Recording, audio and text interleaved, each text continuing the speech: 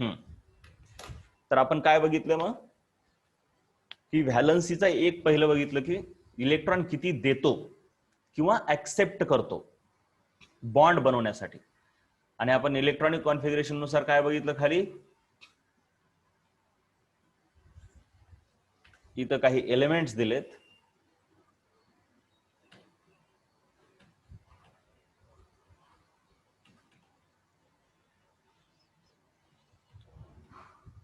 तेव्हा इथं काही एलिमेंट्स दिलेत. इथून खालून लिथियम पासून पुढे बघितलं आपण काही एलिमेंट्स दिलेत त्यांचे इलेक्ट्रॉनिक बघा हे दिलेत त्यांचे ॲटॉमिक नंबर्स. हे आहेत त्यांचे ॲटॉमिक नंबर्स. हे आहे त्यांचं इलेक्ट्रॉनिक कॉन्फिगरेशन. आणि इथं आहेत त्यांचे व्हॅलन्स इलेक्ट्रॉन्स. व्हॅलन्स इलेक्ट्रॉन म्हणजे शेवटच्या कक्षेमध्ये किती इलेक्ट्रॉन आहेत. आणि इथं आहे त्यांची व्हॅलन्सी व्ही. लिथियमचा ॲटॉमिक नंबर 3 आहे. इलेक्ट्रॉनिक कॉन्फिगरेशन इथे 2,1. शेवटच्या कक्षेमध्ये 1 आहे म्हणून 1 लिहिलं. आणि त्याला एकच लूज करावं लागतं म्हणून त्याची व्हॅलन्सी 1 आहे. जबकि नायट्रोजनचं जर बघितलं तर त्याचा ॲटॉमिक नंबर 7 आहे. इलेक्ट्रॉनिक कॉन्फिगरेशन 2,5 येतं. शेवटच्या कक्षेमध्ये 5 आहेत म्हणून इथं लिहिले बघा 5. परंतु तो 5 डोनेट करत नाही, त्याच्याऐवजी 3 ऍक्सेप्ट करतो म्हणून त्याची व्हॅलन्सी 3 आहे. म्हणजे तुम्ही जर बघितलं व्हॅलन्स इलेक्ट्रॉन 1 ते 4 जर असतील तर व्हॅलन्सी तेवढीच असते. म्हणजे जेवढे व्हॅलन्स इलेक्ट्रॉन तेवढीच valency. Valency is equal to valence electron. पण 4च्या पुढे जर तुम्ही बघितलं 4च्या पुढे तर तुम्हाला असं दिसून यायलंय की 8 मधून व्हॅलन्स इलेक्ट्रॉन जर वजा केले म्हणजे बघा हे 8-5 केलं की हे यायलंय. हे 8-6 केलं की व्हॅलन्सी येते. म्हणजे 4च्या पुढे फॉर्म्युला काय होतो valency is equal to valence electron 8 minus valence electron. मग ह्याच्याकडे 7 आहेत. तो 7 डोनेट करण्यापेक्षा 1 ऍक्सेप्ट करतो म्हणून व्हॅलन्सी 1. 8 आहेत तर तो डोनेटही करत नाही ऍक्सेप्टही करत नाही म्हणून व्हॅलन्सी किती 0. आणि तेच मग आपण ह्या व्याख्येत बघितलं the number of electrons donated. डोनेटेडला शब्द काय म्हणू शकतो आपण लॉस्ट. और गेन्ड. गेनला काय म्हणू शकतो ऍक्सेप्टेड. 4च्या अगोदरवाले डोनेट करतात. 5 पासून पुढेवाले 5 पासून पुढेवाले काय करतात गेन करतात. शेअर सर्वच करू शकतात ते तुम्हाला आताच नाही कळणार त्याला वेळ आहे. ठीक आहे. By an atom to become stable. Stable होणे म्हणजेच बॉन्ड बनवणे किंवा ऑक्टेट कंप्लीट करणे किंवा डुप्लेट कंप्लीट करणे. मग काय म्हटलंय the number of electrons donated gained और shared by an atom to become stable is called as valency. मग आता आपण काय बघायचं ठरवलं की कंबाईन कॅपॅसिटीच्या स्वरूपामध्ये कशी असते व्हॅलन्सी. कंबाईन कॅपॅसिटीच्या स्वरूपामध्ये हिची व्याख्या बघायची आहे आपल्याला. कंबाईन कॅपॅसिटीच्या स्वरूपामधली व्याख्या आरामात बघूया आपण.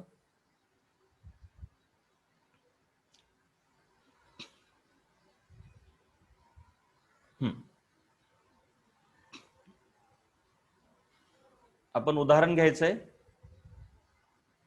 हायड्रोजनच्या स्वरूपात. सिंपल गोष्ट आहे बघा.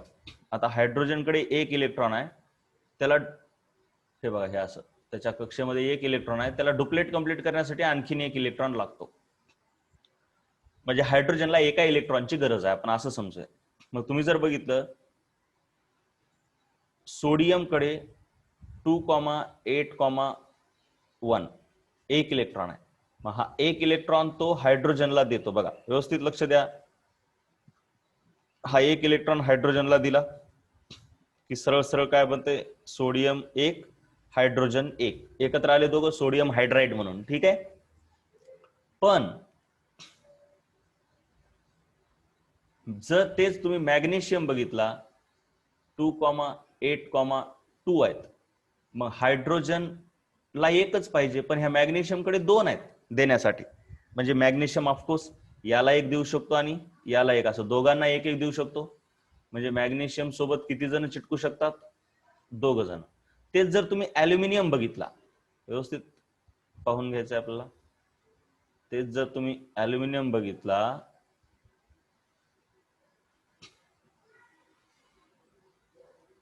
2,8,3 त्याच्याकडे किती आहे शेवटच्या कक्षेत 3 आहेत. मग ते काय करू शकतो 1, 2, 3 हायड्रोजनला सॅटिस्फाय करू शकतो का नाही, म्हणून ह्याचे फॉर्म्युला काय येतो, ॲल्युमिनियम AlH3. म्हणजे सोडियम एकाच हायड्रोजन सोबत कंबाईन झाला, मॅग्नेशियम दोघांसोबत कंबाईन झाला, ॲल्युमिनियम तिघांसोबत कंबाईन झाला, म्हणून ह्याची कंबायनिंग कॅपॅसिटी 1 म्हणतात, ह्याची कंबायनिंग कॅपॅसिटी 2 म्हणतात, ह्याची 3 म्हणतात. आणि तुम्ही जर बघितलं तर सोडियमची व्हॅलन्सी तुम्ही बघा 1 आहे, मॅग्नेशियमची 2 आहे, ॲल्युमिनियमची 3 आहे. म्हणजे कंबायनिंग कॅपॅसिटी आणि व्हॅलन्सी सेम आले का नाही, म्हणून व्हॅलन्सीला काय म्हटलेलं आहे, कंबायनिंग कॅपॅसिटी. जेवढी व्हॅलन्सी जास्त तेवढी कंबायनिंग कॅपॅसिटी जास्त. चला ही व्याख्या कळली का सांगा बरं जरा, कंबायनिंग कॅपॅसिटी वाली. पहिल्यांदा हे सांगा, ही कळली का? तुमचे डाऊट्स घेतो मी. तर साक्षीने एक विचारलंय, संडेला कोणत्या चॅप्टरवर एक्झाम आहे? संडेला कोणता चॅप्टर ठेवायचा मग आपण? आपला याच्या अगोदर कोणता झालाय, प्लांट किंगडम. ओके, हे चॅप्टर जरा जास्त दिवस चालला का? म्हणजे आज किती, कोणता वार आहे बाबा? फ्रायडे. ओ, हा तर चॅप्टर संपला नाही ना आपला, आणखीन भरपूर आहे हा चॅप्टर, मोठा चॅप्टर आहे. मग याच्यावरती 2 एक्झाम होतील. एक मिनिट, आहे भरपूर मोठा आहे, भरपूर मोठा आहे. ह्याच्यावर जेवढं होईल आज तिथपर्यंत, आणि वाटलं तर परवाच्या दिवशी एक मी एक्स्ट्रा लेक्चर घेईल, कारण कालचं आपलं राहिलंय ना लेक्चर. मी सांगतो तुम्हाला तसं ग्रुपवरती. तर बर, साक्षीने विचारलं आहे की लिथियम 1 इलेक्ट्रॉन गेन करू शकतो का? बर, विचार करायचा आता, लिथियमनं जर 1 इलेक्ट्रॉन गेन केला तर 2, आणि शेवटच्या कक्षेत अगोदर 1 आहे, म्हणजे आणखीन एक गेन केला किती होतंय, 2. काय फायदा आहे त्याला? डुप्लेट थोडंच कंप्लीट करायचं, डुप्लेट फक्त पहिल्या कक्षेला कंप्लीट करायचं, दुसरी कक्षा L आहे, मग तिला 8च इलेक्ट्रॉन लागतात, म्हणजे लिथियमला 1 इलेक्ट्रॉन गेन करून काही फायदा नाही. 7 इलेक्ट्रॉन गेन केले तर फायदा आहे, पण ते शक्य नाही, 7 इलेक्ट्रॉन गेन करणं शक्य नाही, त्यापेक्षा 1 काढून टाकणं सोपं आहे. साक्षी कळलं का?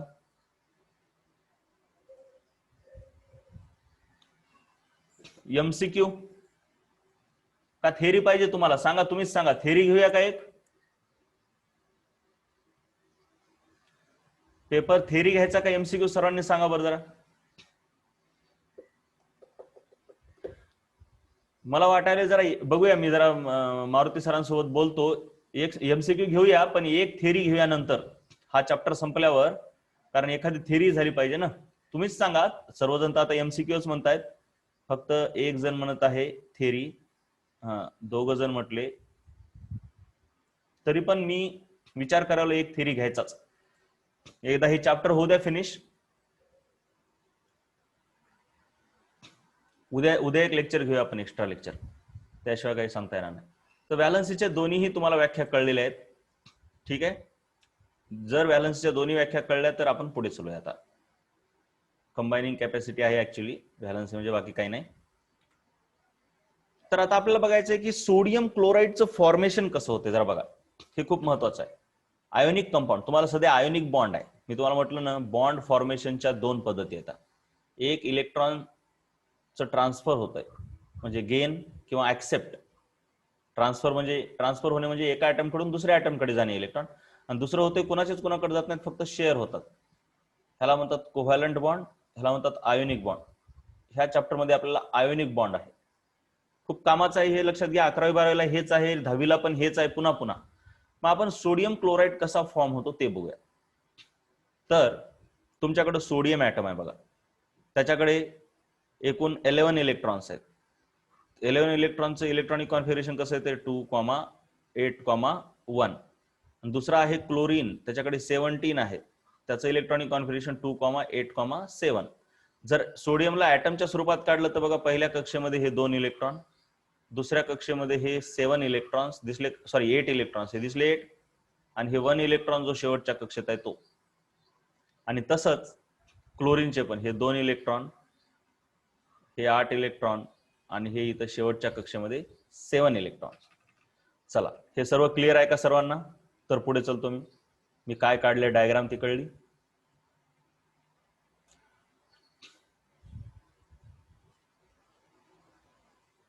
राईट. मग साधी गोष्ट आहे, ह्याला हा एक इलेक्ट्रॉन एक्स्ट्रा आहे म्हणून त्याने हा इलेक्ट्रॉन कुणाला दिला, क्लोरीनला दिला. बघ, क्लोरीनला एक इलेक्ट्रॉन पाहिजे आणि ह्याला एक इलेक्ट्रॉन नको आहे, म्हणजे साधी गोष्ट आहे, ह्यानं काढला आणि ह्याला दिला. तेच ऍटमच्या स्वरूपात असं दिसतंय. मग ज्या वेळेस बघा आता काय दिसतंय तुम्हाला, जरा छोटं करूया ह्याला म्हणजे व्यवस्थित दिसेल सर्वच. बघा, ह्यानं ह्याला एक दिला म्हणजे ह्याचा हा खतम झाला आणि इथं 7च्या ऐवजी 8 आले. म्हणून हे बघा बरं जरा सोडियम कसा दिसतोय आता, हे बघा 2,8. जो पुढचा 1 होता तो खतम झाला. तसंच ह्याच्यात 2,8,7 होतं, पण एक एक्स्ट्रा आल्यामुळे आता 7च्या ऐवजी काय झालं, 8. बघा हे 2,8,8. परंतु ज्याने इलेक्ट्रॉन लूज केला त्याच्यावर प्लस चार्ज आला आणि ज्याने इलेक्ट्रॉन गेन केला त्याच्यावर मायनस चार्ज झाला. एवढं एक लक्षात ठेवा. म्हणजे अगोदर हा सोडियम होता पण आता Na नाही राहिला, तो आता Na प्लस झाला. हा नुसता Cl होता पण तो आता Cl मायनस झाला. प्लस आणि मायनस का आलं मी सांगतो, पण मी आतापर्यंत जे जे सांगितलं तेवढं लक्षात आलंय तेवढं सांगा. काय काय सांगितलं मी, एकाने इलेक्ट्रॉन लूज केला, एकाने गेन केला म्हणून त्याचं इलेक्ट्रॉनिक कॉन्फिगरेशन बदललं. ठीक आहे, प्लस मायनस का आलं ते सांगतो मी. फक्त इथपर्यंत लक्षात आलंय का गोंधळ उडालाय, कुणाला दिले मग कुणाचे इलेक्ट्रॉन एकनं कमी झाला आणि कुणाचा इलेक्ट्रॉन एकनं वाढला, हे लक्षात आलंय का गोंधळ उडाला.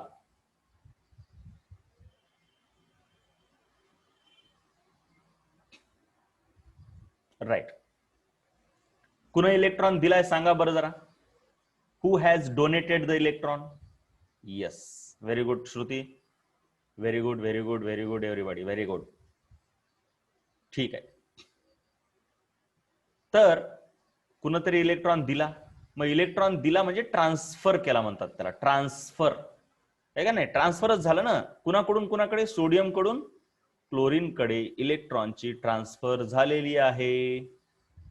मग जिथं ट्रान्सफर होतो त्याला आपण आयोनिक बॉन्ड म्हणतो. बर, आता महत्वाचं काय की हा प्लस चार्ज आला कुठून. आता प्लस आहे आणि हे मायनस आहे, मग प्लस आणि मायनस चार्ज जर एकमेकाच्या जवळ ठेवले तर त्यांच्यामध्ये तर फोर्स ऑफ अट्रॅक्शन येतेच. इलेक्ट्रोस्टॅटिक्स मध्ये तुम्ही बघितलंच असेल, कुठं ना कुठं माहितच असेल तुम्हाला. म्हणून हे सोडियम प्लस आणि हे क्लोरीन मायनस यांच्यामध्ये असं अट्रॅक्शन आहे. बघा हे सोडियम प्लस आणि क्लोरीन मायनस तुम्ही जर बघितलं, हे बघा हे Na प्लस Cl मायनस, ह्यांच्यामध्ये हे NaCl म्हणजे ऍक्च्युली Na प्लस आणि Cl मायनस ह्यांच्यामध्ये असं अट्रॅक्शन तयार होतंय ना. साधी गोष्ट आहे, प्लस चार्ज मायनस चार्जला ओढतोच आणि NaCl नावाचा सोडियम क्लोराईड नावाचा कंपाऊंड तयार होतो. आणि हे जे फोर्स ऑफ अट्रॅक्शन आहे, हे जे अट्रॅक्शन आहे, अट्रॅक्शन फोर्सलाच आपण बॉन्ड म्हणतो. बॉन्ड ठीक आहे. आणि इलेक्ट्रॉनच्या ट्रान्सफरनं तयार झालंय म्हणून आयोनिक बॉन्ड. आणि हे जे आहेत ते ऍटम नाहीत, आता आयन आहेत. ज्यांच्यावरती चार्ज असतो ना त्यांना ऍटम म्हणत नाहीत, आयन म्हणतात. काय म्हणतात, आयन. हा ऍटम नाहीये. अगोदर हा सोडियम होता, हा क्लोरीन होता, म्हणजे हे दोघं पण ऍटम होते. सोडियम Na प्लस मध्ये गेला आणि क्लोरीन Cl मायनस मध्ये गेला. मग ऍटमचं कन्व्हर्जन कशात झालं, आयन. मग दोन आयन तयार होतात आणि हे आयन मधला बॉन्ड आहे. बघा हे पण आयन आहे, हे पण आयन आहे. आयन मधला बॉन्ड आहे म्हणून त्याला आयोनिक बॉन्ड असं म्हणतात. आणि आयन कधी तयार होतात, जर ट्रान्सफर ऑफ इलेक्ट्रॉन झालं तरच.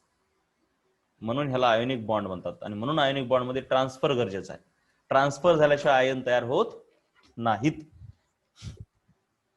ज्याच्यावर प्लस चार्ज असतो त्याला कॅट आयन असं म्हणतात, ज्याच्यावर मायनस चार्ज असतो त्याला ऍन आयन असं म्हणतात. सो आयन मधला बॉन्ड आयोनिक बॉन्ड, आयन मधला बॉन्ड आयोनिक बॉन्ड.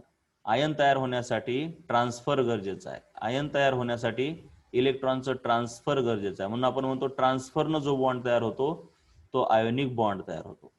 आयनचे दोन प्रकार, कॅटायन, ऍनायन. प्लस चार्ज वाला कॅटायन, मायनस वाला ऍनायन. अगोदर हे दोघंही ऍटम होते. ऍटमचं कन्व्हर्जन कशात झालं, आयन मध्ये झालं. विसरू नका, ऍटम होते, ऍटमचं कन्व्हर्जन आयन झालं आणि आयन झाल्यावरच त्यांच्यात फोर्स ऑफ अट्रॅक्शन येतो, अदरवाईज येत नाही. आयन झाल्यावरच फोर्स ऑफ अट्रॅक्शन येते, कारण आयन प्लस आणि मायनस असतात आणि प्लस मायनस मध्ये अट्रॅक्शन फोर्स येतो आणि ह्या अट्रॅक्शन फोर्सलाच आपण बॉन्ड म्हणतो. Attraction force, force of attraction is called bond. Force of attraction between two atoms is called bond, is called bond. ही रामकथा कळली का? सर्व रामकथा कळली जे काही सांगितलं मी? आणखीन सांगायचं राहिलंय थोडं. रामकथा लक्षात आली. आता थोडस टेक्निकल पार्ट.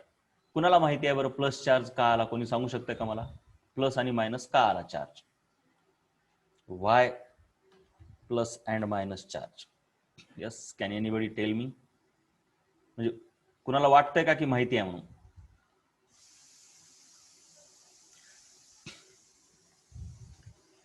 प्लस आणि मायनस चार्ज.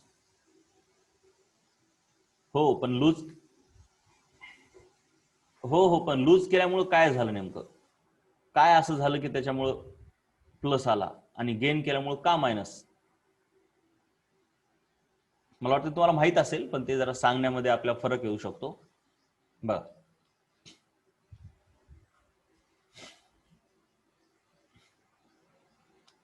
हा बरोबर आहे. यस यस गौरव, व्हेरी गुड. हे पाहिजे होतं उत्तर मला, बाकी काही नाही. तुषार आणि गौरवचं राईट उत्तर आहे. Number of electrons is more than proton. बघा, इलेक्ट्रॉन म्हटलं की त्याच्यावरती मायनस चार्ज आणि प्रोटॉन म्हटलं की त्याच्यावर एक प्लस चार्ज असतो. मग आता सोडियम कडे जर बघितलं तुम्ही सुरुवातीला 2,8,1 लिहिलं म्हणजे काय असतंय की ह्याच्याकडे प्रोटॉन किती होते? प्रोटॉन हे न्यूक्लियस मध्ये आहेत 11, 11. इलेक्ट्रॉन पण 11. ठीक आहे. पण ज्यावेळेस सोडियम एक इलेक्ट्रॉन देऊन टाकतो, डोनेट करतो, एक इलेक्ट्रॉन लूज करतो, त्याला असे लिहितात -1 इलेक्ट्रॉन त्यानं लूज केला. मग एक इलेक्ट्रॉन लूज केल्यावर त्याच्यावर प्रोटॉन तर, त्याच्याकडे प्रोटॉन तर 11 होते, 11च राहिले. प्रोटॉनला काही फरक पडला नाही. केमिकल रिएक्शन मध्ये प्रोटॉन भाग घेत नाही. पण इलेक्ट्रॉन 11 होते, एक काढून टाकला 10 झाले. बघा बरं, हे कळलं का? मग प्रोटॉन कडे काय आहे? प्लस चार्ज, म्हणजे +11 म्हणूया आपण ह्यांना. इलेक्ट्रॉन कडे काय आहे? मायनस चार्ज, म्हणजे -11 इलेक्ट्रॉन. इथं प्रोटॉन +11, काहीच प्रॉब्लेम नाही. इलेक्ट्रॉन -10. आता इथं जर बघितलं तर +11 आणि -11 झिरो चार्ज, म्हणून सोडियम ऍटम वरती झिरो चार्ज. तर इथं प्लस म्हणजे प्लस वाले 11 आहेत, पण एक इलेक्ट्रॉन कमी आहे म्हणजे -10 आहे. +11 -10 म्हणजे किती होणार? +1. काम खतम. +1 चार्ज का आला कळलं का ह्याच्यावर सोडियमवर? सांगा बरं सर्वांनी आता. Yes, very good. गुड गौरव, फुलमंटे, श्रुती, साक्षी, प्राजक्ता, गुड शुभम. चलो, तसंच क्लोरीनचं काय होतंय? क्लोरीन कडे इलेक्ट्रॉन किती येतं? पहिल्यांदा प्रोटॉन तर न्यूक्लियस मध्ये असतात 17.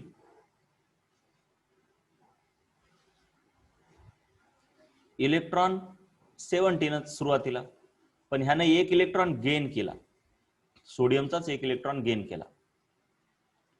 आता प्रोटॉन, प्रोटॉन किती झाले सांगा बरं? प्रोटॉन सांगा बरं किती झाले? प्रोटॉन जेवढे होते तेवढेच राहिले. त्यांच्यात काही फरक पडला का? त्यांच्यात काही फरक पडला का? नाही. एक इलेक्ट्रॉन गेन केल्यावर इलेक्ट्रॉन किती झाले सांगा चला. गुड श्रद्धा, गुड साक्षी, गुड, व्हेरी गुड. एक इलेक्ट्रॉन गेन केल्यामुळे इलेक्ट्रॉन झाले मात्र 18 आणि इलेक्ट्रॉन असतात मायनस. मग इथं +17 आणि मायनस, सॉरी हे इथं चुकलंय ना, हे चुकलंय ना, इलेक्ट्रॉन म्हणजे -17. मग हे आणि हे कटते आणि 0 होते, म्हणून क्लोरीन ऍटम वरती चार्ज 0 आहे. परंतु ज्यावेळेस क्लोरीनचा आयन बनतो त्यावेळेस इथं +17 -18 मिळून -1 होते, म्हणून त्याच्यावरती -1 येतो चार्ज. मग ह्याला क्लोरीन ऍटम म्हणतात इकडच्याला, क्लोरीन. आणि ह्याला क्लोरीनचा आयन म्हणतात किंवा क्लोराईड आयन म्हणतात. त्याला जरा निगेटिव्ह वाल्याला असं शेवटी आईड लावायची एक फॅसिलिटी आहे. आईड, कुठं कुठं सल्फेट 8 लावतात, असं कळेल तुम्हाला हळूहळू, हे करू नका. Chloride ion. आणि आपण बघितलं की 2 प्रकारचे आयन आहेत.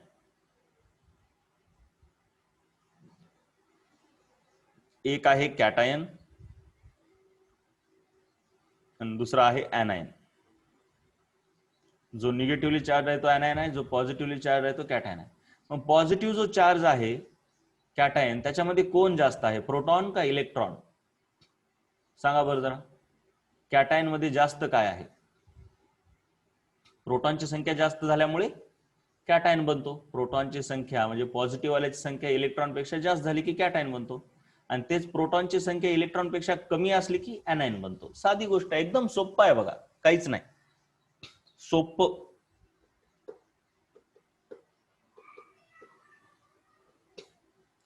आणि आयन म्हटलं की एक प्लस झाला एक मायनस, त्यांच्यामध्ये मग अट्रॅक्शन होत आहे, आणि ह्या अट्रॅक्शन फोर्सलाच काय म्हणतात सांगा? Attractive force between two ions is called, please, yes, bond और आयोनिक बॉन्ड. स्पेसिफिकली काय म्हणायचं? Ionic bond, right. आयोनिक बॉन्डचं फॉर्मेशन सर्वांच्या लक्षात आलेलं आहे. मग कसं आहे ते? सोडियम क्लोराईडचं स्पेशली खूप महत्वाचं आहे बघा. मग त्यांनी एक प्रश्न विचारला आहे, how magnesium chloride will be formed. Magnesium chloride कसा फॉर्म होईल त्यांनी विचारलं. सांगतो मी, काळजी करू नका, अतिशय सुंदर आणि सोप्या भाषेमध्ये सांगू शकतो आपण, तुम्हाला पण येईल, काही अडचण नाही. बघा, मॅग्नेशियम क्लोराईड आता मी सांगतो. असे काय आता ऍटम काढत बसत नाही, एकदम म्हणजे फटाफट घेऊया आपण त्याला, काही नाही, सोपं आहे. बघा, मॅग्नेशियम क्लोराईड बघा MgCl2 आहे. बघा कसं होतंय बघूया आपण. मॅग्नेशियम, त्याच्याकडे इलेक्ट्रॉन किती आहेत? 12, म्हणजे इलेक्ट्रॉनिक कॉन्फिगरेशन 2,8,2, म्हणजे 2 इलेक्ट्रॉन तर तो डोनेट करू शकतो. ठीक आहे. मग मी साधी गोष्ट कशी घेणार बघा, क्लोरीन, क्लोरीन कडे किती आहेत? 17, तर 2,8,1. मग मी काय करतो, क्लोरीनला 2,8,7, क्लोरीनला तर 1 पाहिजे, पण ह्याच्याकडे 2 आहेत, म्हणजे अशा 2 क्लोरीनला तो देऊ शकतो का? बघा बरं जरा, 2 क्लोरीनला. बघा बरं जरा, एकदम सोपा आहे बघा. आणखीन एक क्लोरीन काढतो मी, क्लोरीन 17, 2,8,7. क्लोरीनला एकाची गरज आहे, पण मॅग्नेशियम कडे 2 आहेत. साधी गोष्ट आहे यार. समजा कोणते रस्त्यावरती भिकारी आहे, समजा बरं काय, आणि त्याला म्हणजे उपाशी माणूस आहे, त्याला एका भाकरीची गरज आहे, माझ्याकडं 2 भाकरी आहेत, म्हणजे मी अशा 2 उपाशी माणसांना भाकरी देऊ शकतो का नाही? साधी गोष्ट आहे. मग ह्याला 1 इलेक्ट्रॉन दिला, ह्याला 1 इलेक्ट्रॉन दिला. ठीक आहे. मॅग्नेशियमनं 2 इलेक्ट्रॉन काढून टाकले म्हणून त्याच्यावरती 2 पॉझिटिव्ह चार्ज येतात. मग इकडे क्लोरीन 1 इलेक्ट्रॉन घेतला म्हणून ह्याच्यावर 1 मायनस, आणखीन 1 इलेक्ट्रॉन घेतला म्हणून ह्याच्यावर 1 मायनस. मग ह्यानं 2 काढून टाकले म्हणून 2,8च होत आहे, कारण हे 2 निघून गेलं. पण आता क्लोरीनने 1 घेतला म्हणजे 2,8, अगोदर 7 होते, आता 7च्या ऐवजी काय होणार? 8. तसंच इथं 2,8,8. तसंच मग ह्या प्लस आणि मायनस मध्ये बॉन्ड, इकडं पण बॉन्ड झाले. हे 2 म्हणजे असे आयोनिक बॉन्ड बनतात. ह्याला असंही लिहितात किंवा ह्याला असंही लिहितात. मॅग्नेशियम, इकडून 1 क्लोरीन काढतात, इकडून 1 क्लोरीन काढतात. मॅग्नेशियम वरती 2 प्लस चार्ज, ह्या क्लोरीन वरती मायनस, ह्या क्लोरीन वरती मायनस, झालं. आयोनिक बॉन्ड काय 2 रेषा काढा 3 रेषा काढा, काही फरक पडत नाही. कळलं का मॅग्नेशियम क्लोराईड कसा तयार झाला ते? एकच क्लोरीन अवेलेबल सहसा नसतो बघा. निसर्गामध्ये क्लोरीन असले की भरपूरच अवेलेबल असतात, आणि 1 क्लोरीन असला की मग ते बॉन्ड होत नाही त्याचा. निसर्गामध्ये खूप जास्त अवेलेबिलिटी असते, असले नसले की एकदाच खूप जास्त. ते ऍटम आहेत छोटे छोटे.